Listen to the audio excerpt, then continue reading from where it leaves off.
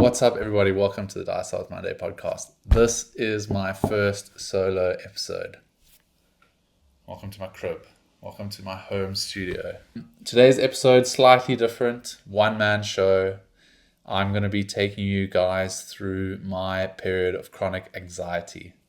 It's October, so it's Mental Health Awareness Month, and I thought I should get this podcast done. It's been on my to-do list for a very long time. And I remember at the time, one of the biggest things that helped me throughout my journey of understanding anxiety and what was happening to me during that time was actually listening to podcasts.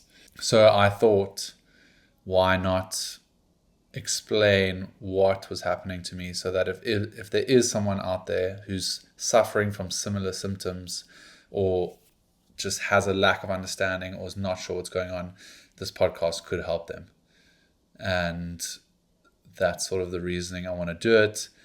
And it's just also super interesting when you look at the science of it and how our minds can control so many different factors and how the body can influence the mind. So really interesting podcast. It's going to be a bit of a dark one here and there, but hopefully it is helpful. I actually did bring my notebook. So this book I was writing in journaling at the time, because journaling was one of the factors that could possibly assist with anxiety.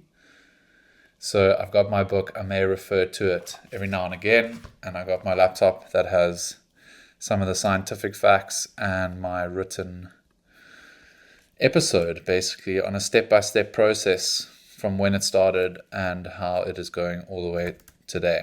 So what is anxiety? Anxiety is basically the body's natural alarm system, and it's the fight or flight response to a situation.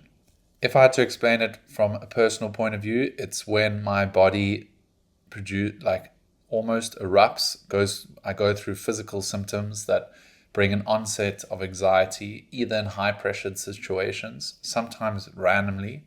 And it's when your body is responding in a fight or flight manner. The amygdala is where it gets super interesting. This is they call it the brain's smoke detector. When it senses a threat, it kind of sends the body into flight or fight and triggers your body to release stress hormones like adrenaline and cortisol. Sometimes the amygdala can be overreactive, sending danger signals even when there's no real threat. And this one's super interesting for me, because when we dive into my period of chronic anxiety, I always used to say that I was like a broken toy, because that eruption would basically happen unannounced and in random circumstances. And that was basically my amygdala overriding and being overactive in situations that weren't normally causing anxiety.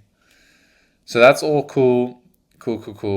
Let's get into what I did and what my process was from start to finish. So basically, pre-January 2024, I had no real idea of what anxiety was, the effects of anxiety, how my friends were struggling, really what it meant at all. I was very not aware of what it could do to a person, and I kind of just never really put any interest in it.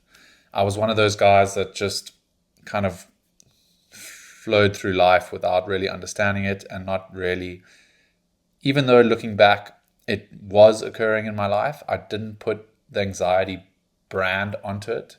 I would just be calling it nervous or a hangover or any sort of normal term. I hadn't really grasped the understanding of what anxiety was or put any time to really care. And obviously, in that time of my life, a lot of things were changing. December, I'd reconnected with Lauren. She was moving to the UK. So I had an underlying feeling that I would probably move to the UK as well. I had a job in Cape Town. I was living with Jay and Joel in Sea Point, having a jawl. So we were probably jawling a lot. We were drinking a lot. And there were basically a lot of changes on the horizon for me, coming at a fast pace, that I didn't really realize how much of an effect that would have on my body, my brain, my mind, moving forward, basically. But I'll never forget one of the mornings after a big jaw, and I'm just going to highlight these as big parties, big jaws. You can sort of interpret it the way you want to. I had this like rush, this like blood rush, like a hot flush in the morning that sort of like came over my body and made me feel super uncomfortable. And it was something I'd never experienced before. So it made me quite nervous in the moment. And I remember getting out of bed, going to the Silo in Cape Town, which is the Virgin Active gym, and thinking the sauna and like a cold plunge would sort of help me. But I was still struggling that whole morning. I think if I'd bumped into a friend or interacted, it would have been an interesting conversation. However, by midday, the feeling had gone. And generally, the thought process there is I was probably just hungover, a bit anxious, but that physical overriding feeling through my body, the tingling through my body and over my back and into my brain was quite scary. But because it disappeared like a hangover would, it never really impacted me or made me want to make any changes. And further down the line, we went to a wedding in Joburg and had another big night and flew back from Joburg, again feeling like super anxious. At this point, the word anxiety was definitely discussed, and I was probably saying, I'm feeling a little bit anxious, but it was sort of normalized because we were drinking so much, and drinking onset anxiety. So that was pretty normal. And basically, I think this happens a lot where people go out, you get hungover, you get anxious, and it goes away over a couple of days. And it's an interesting one because I often tell people that, yes, that's true, but one day it won't go away, which is basically what happened to me.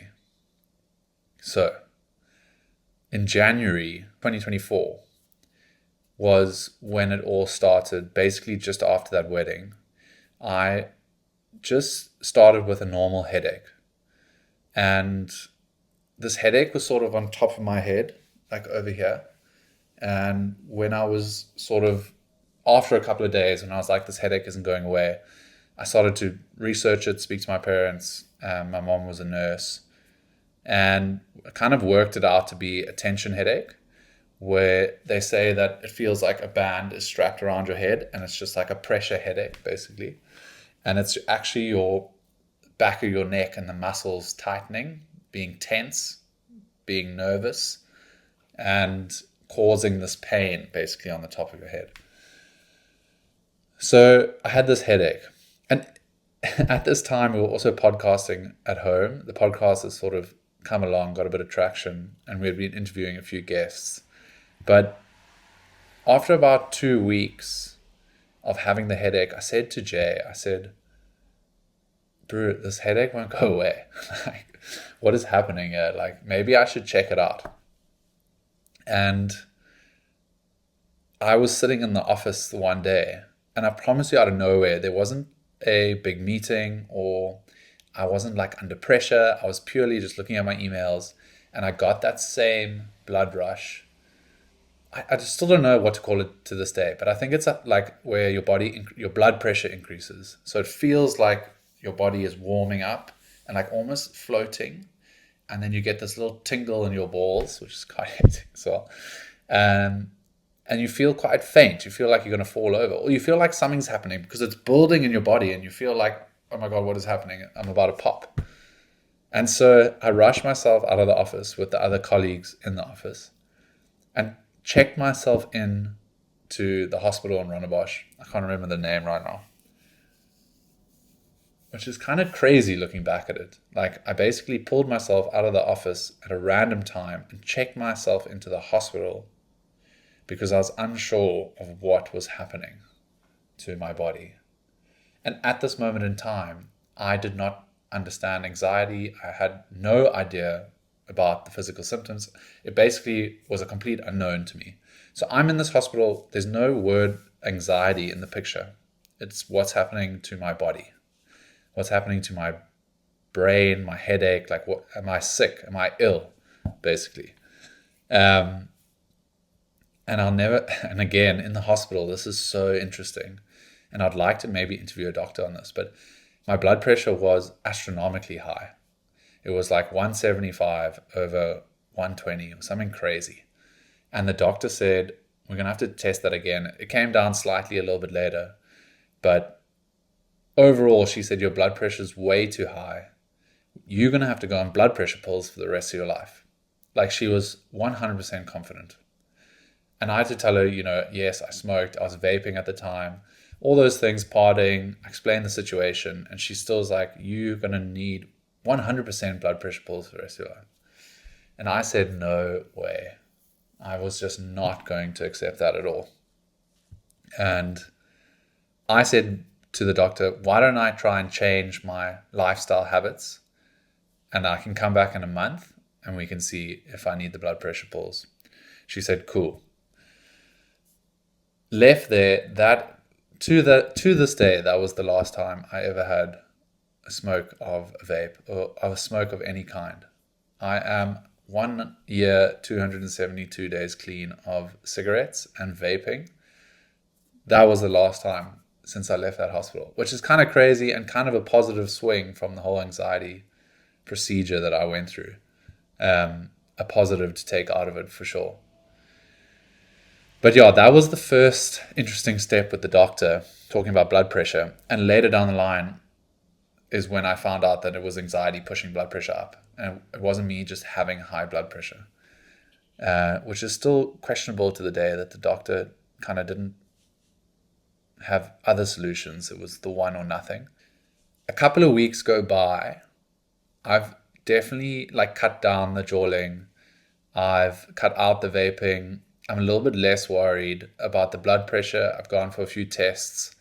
But there were these little moments, like when I'd go to Clicks and do the blood pressure test, I could almost feel like the doctor knew that it was more of a mental thing than it was a blood pressure thing. The way they were looking at the situation, looking at me, like the questions they were asking me. But I was kind of oblivious to it. Still not really understanding. But the key thing for me was the headache was not dissipating. I basically, by this point, had a headache, and one of decent pain, for a month. So now I'm thinking, come on, what is going on here? So my dad said, right, let's go see a proper physician. Let's stop messing around and go and check it out. And basically I sat with the physician and he kind of said, right, I'm giving you 4 options, 4 medications, and we're going to figure out what this is. The first one was a really heavy headache pill. The second one was a migraine pill, a migraine set of medication. The third one was headache and migraine combined in one massive hit. And the fourth one, he didn't really tell me what it was, but he told me, if the fourth one works, I need you to come back. And that was super interesting. And basically, I went through the process, and the fourth one was the one that worked, that allowed me to sleep, that it kind of dissipated the headache slightly. So I went back to the doctor. And this was the point when it hit me like a brick wall. The doctor said, you've got anxiety. Cool. So now my anxiety skyrockets even more.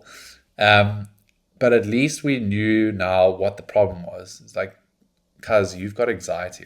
This is a mental thing you're going through. It's not a physical thing. You're not sick. You're not ill. You are struggling with anxiety. And again, only in hindsight could I see why it was occurring, because of all the many factors that I was going through in my life. I wanted to quit my job. I was holding that back from my colleagues. I was now, by this stage, relocating to the UK, high pressure environment, no job, got to get through passport control, to dealing with home affairs and the ancestral visa, etc. Just so much on my plate at the time. Looking back, that's probably what caused it. Plus big parties and, all that type of thing. So this was the second interesting interaction with the doctor. Because the doctor then told me, the physician said, right, you got to go see a psychiatrist because he's going to be able to subscribe you pills. Now, I didn't want the pills. There was for whatever reason, I understand that for some people the pills work.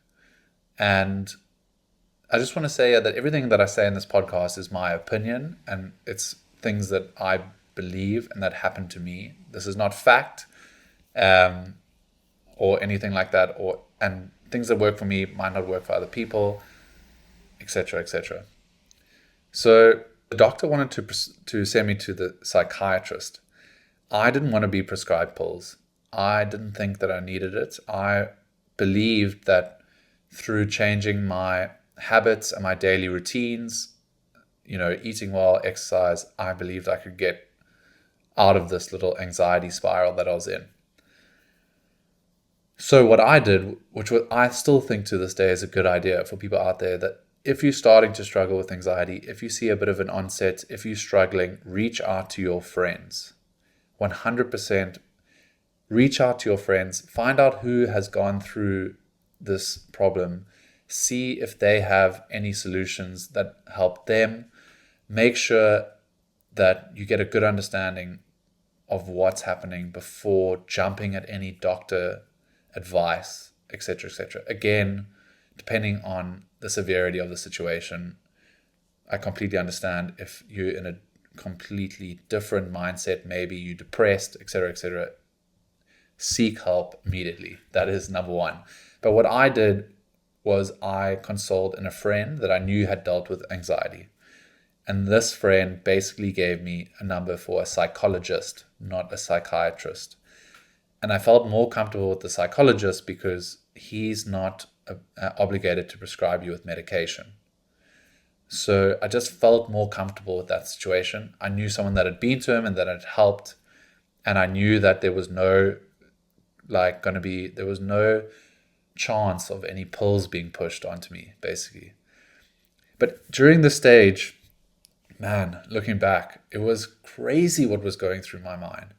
I was calling the doctor, voice noting the doctor many times, like explaining how I was fine, now I'm better, now it's a little bit worse. Do you think it's this? Do you think it's that?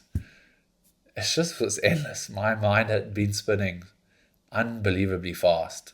The overthinking that must have happened in those 3 months was just incredible what the mind can actually put you through.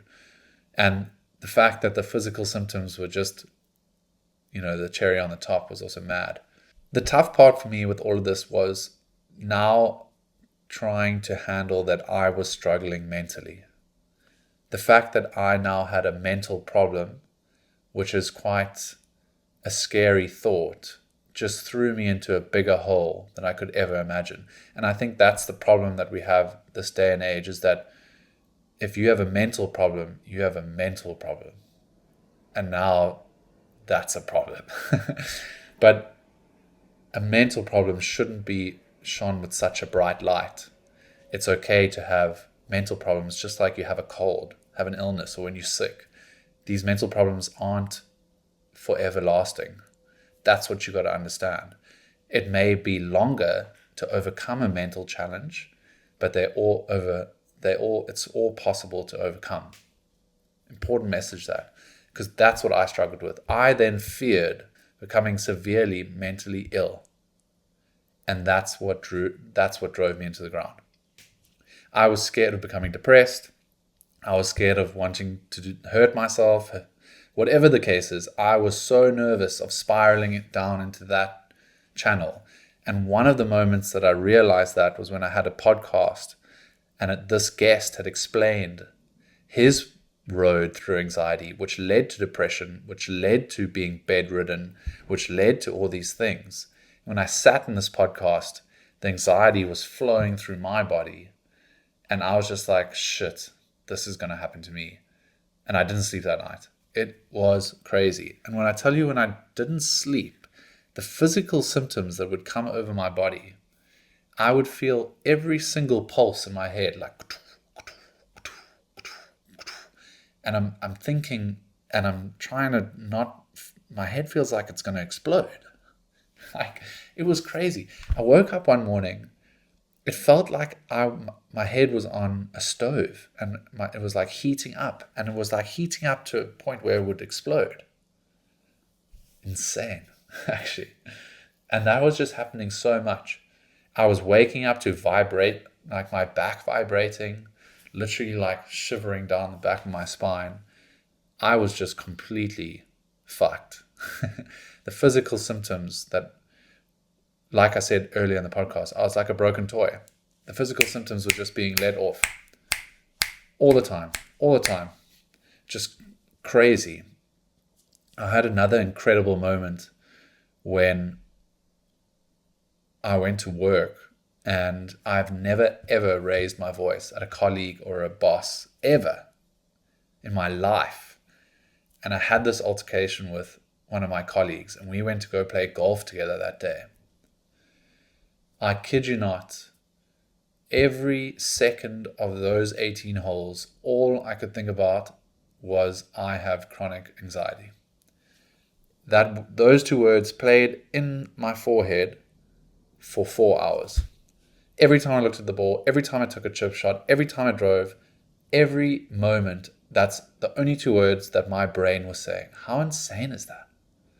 That the brain can actually make you think things and say things inside that you don't actually want to say, and you cannot stop it. I had no power over those words being said in my brain. No power. Zero. For hours. Unbelievable.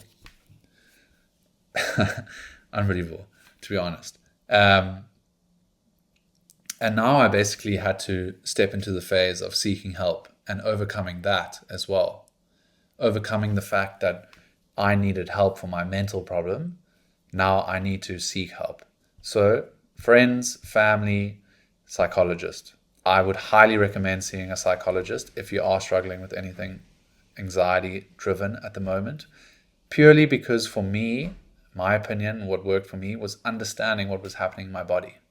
Understanding that these physical symptoms were coming from something internal. Super important. And just by the way, for all these weeks, the headache remained. I had a headache for 3 months. I had a 3-month headache. Anyway, I remember the first couple of sessions with the psychologist being tough, being anxious, not wanting to be there, not really understanding how he was going to help as well, because the first couple of sessions are interesting, to say the least.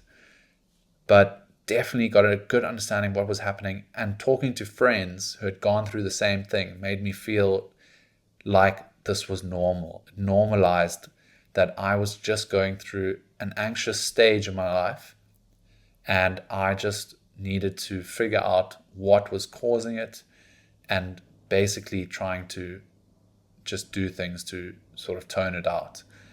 And we'll get into the fact that dealing with anxiety and a mental illness or problem is not a sprint. It is a marathon. It is a slow process. You just have to believe that you're going to come out the other side.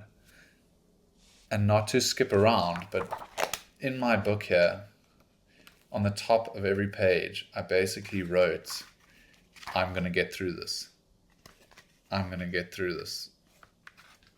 Keep pushing. I'm going to get through this. Insane. Tough day. Slow morning. I will beat this headache. I will beat the headache. I will beat this. At the top of every page of my journal. Day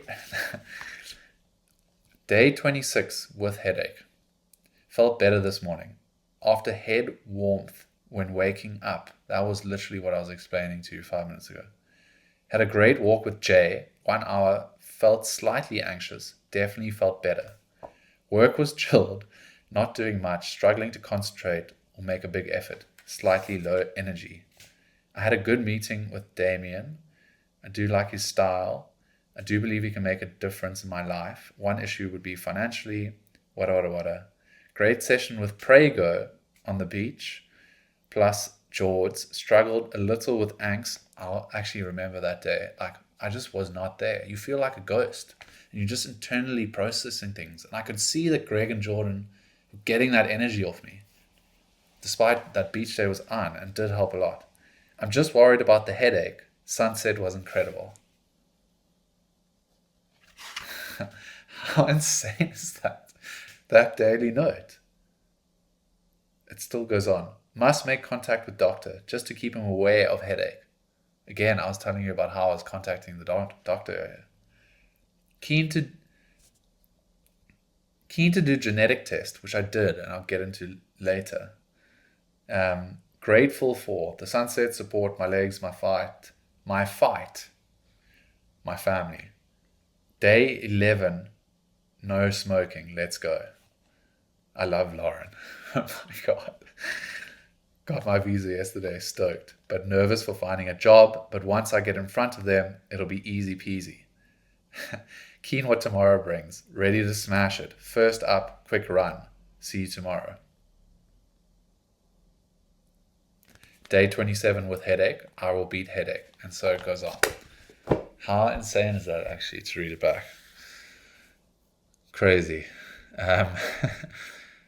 So where were we actually? We were talking about the psychologist, and this comes a very important point as well. Because I had one full big panic attack during this phase. Never forget it. Play by play. I was staying in Jay's apartment alone, came home from work on Friday, went upstairs, and I triggered a thought in my head that of falling off the edge of Jay's apartment, which was on like the 3rd or 4th floor. And whether just because that thought came into my head, and anxiety was like, had my head basically wrapped in a web, that when it caught on a fear like that, it would just send it like a spot, like literally like a spiral all over my brain where the word would just not stop playing. And I'll never forget the voice in my head saying like, why don't you jump? Or like jump or something like that. Crazy hectic.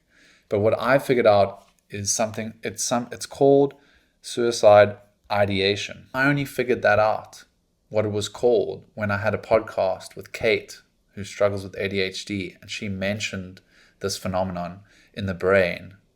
And I was like, that's what was happening to me.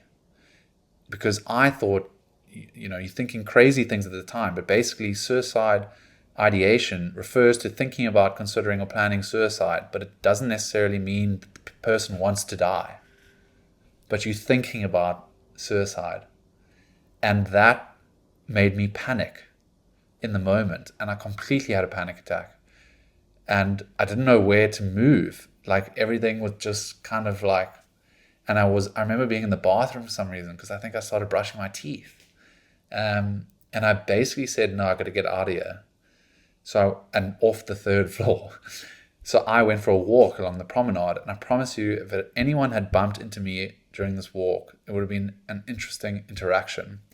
But what I did was I put a podcast on about specifically how to deal with a panic attack. And the podcast I can't remember, but I will put it in the notes below. But it was explaining to me what was happening and how to relax, take it in. And it was so helpful because one of the things that she said was, say like, come on, like panic. How hard can you panic? Come, go. Give me more. Like bring it, like give anxiety the light. It doesn't like the light. And then like, it like slowly goes away because you're saying like, come on, panic me as hard as you can. Super interesting, but like it helped. And I did a long walk on the prom just listening to this podcast, trying to like calm down. And basically I did calm down, and I got back to the apartment and I stayed there that night. And for me, the next morning, that was a massive accomplishment. I'd like overcome something huge there where I managed to deal with that whole situation by myself.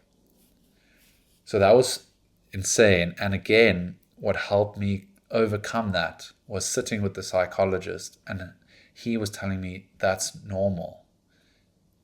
This is your brain reacting to the physical symptoms of an underlying issue.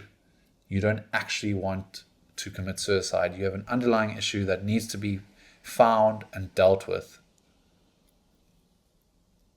So massive part of the story, but came back stronger from that. So by this stage, I obviously had completely accepted that I was struggling with anxiety. My conversations with my parents changed. I was opening up more. I was basically releasing myself to this issue to try and overcome it, because the sessions with the psychologist was basically saying you have to let it in, otherwise it won't go away. You have to let anxiety in, otherwise it won't go away. That is the biggest message that I could share from this podcast. And that is scary, because you now have to be open and honest about your situation. You have to try and pinpoint what might be the underlying cause, whether you like it or not. Examples can be, you might want to quit your job that you've been at for 20 years, and that's a difficult thing because you like the people at work. You might want to end a relationship that will hurt more than just yourself, and that's been eating at you for a couple of years. So many things can be an underlying cause. Doing something illegal is a big one for me. So I'm terrified of doing something illegal, and generally find myself in very anxious states when I'm on any sort of gray line in terms of the law.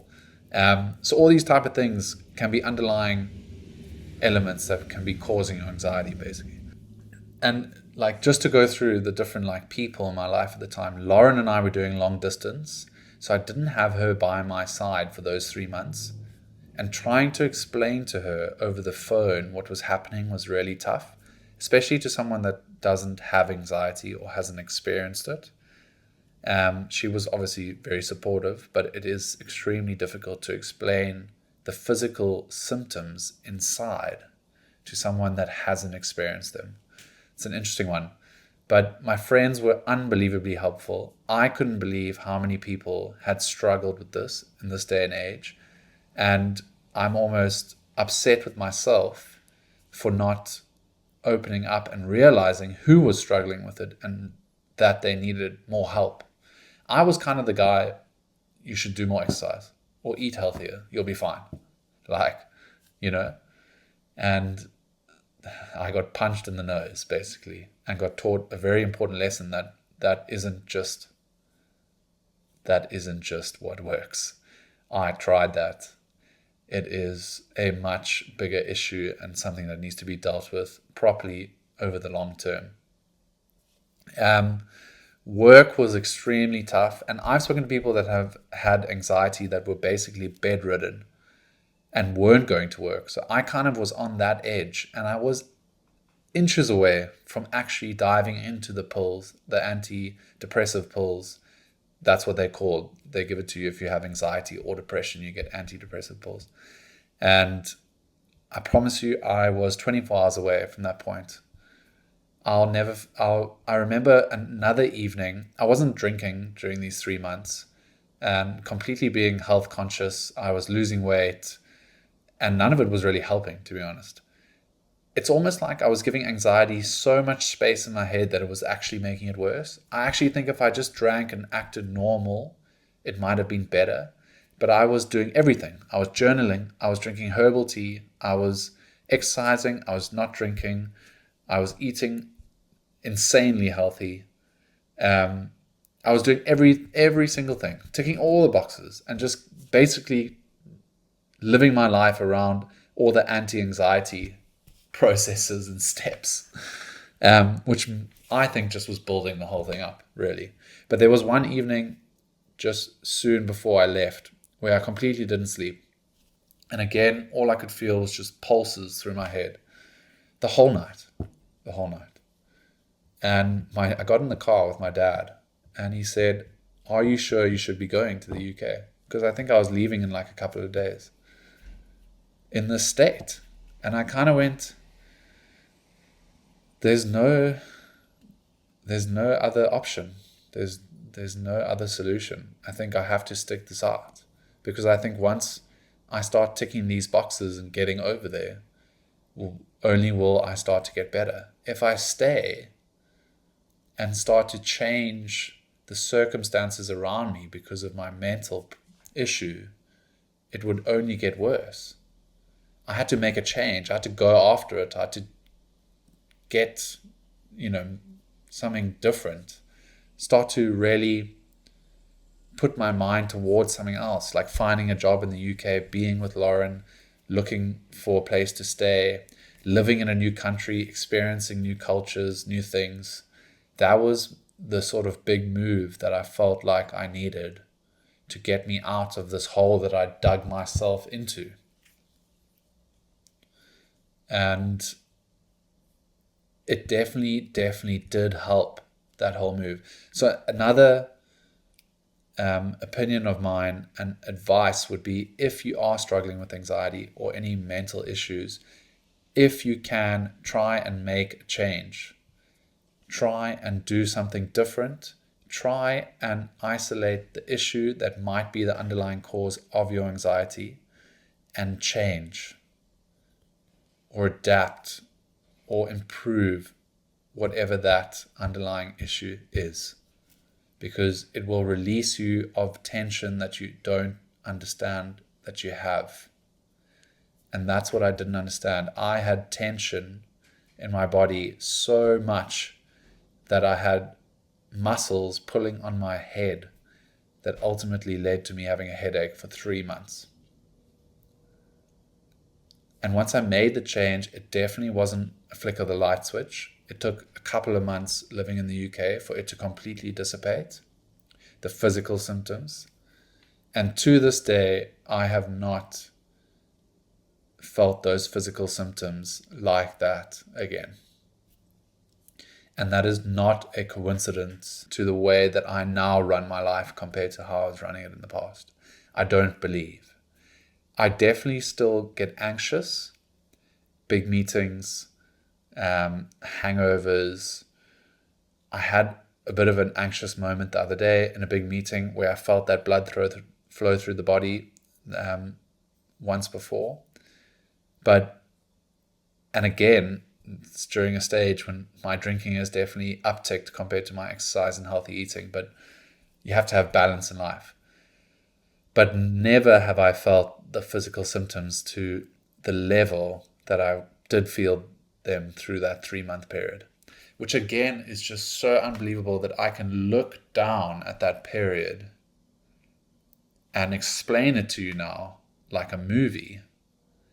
But when I was in it, you couldn't see out of it. So you're just a lost man running around, overthinking everything, trying to figure out how the fuck am I going to get out of this problem?